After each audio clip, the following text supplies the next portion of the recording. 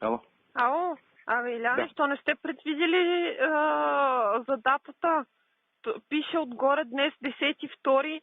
Ние се подписваме на днес 13. Нищо за това, че се заверявате подписа. Днес не мога да я направим документа преди миналата година. Добре. Няма Само да кажа, промени. не знам каква е тази адвокатка, ама правописни грешки, глупости. Нали го бърза тогава, че беше спешно, за да... Бачи адвокатката. Не мога Възможно. предвиди дали се пише с единствено число или с множествено число. Вижте глупости.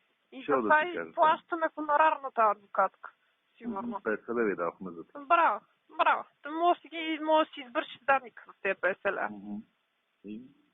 Това ти кажа. Уникално просто. Както и да е.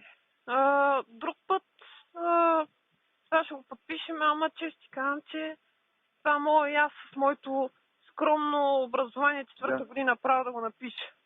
Па на нея и да плаща пари.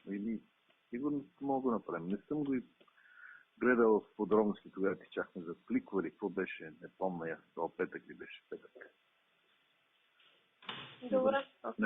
И правописни, нали не променят там нещо, смисъла да кажа. И сега ще ви в нотариус.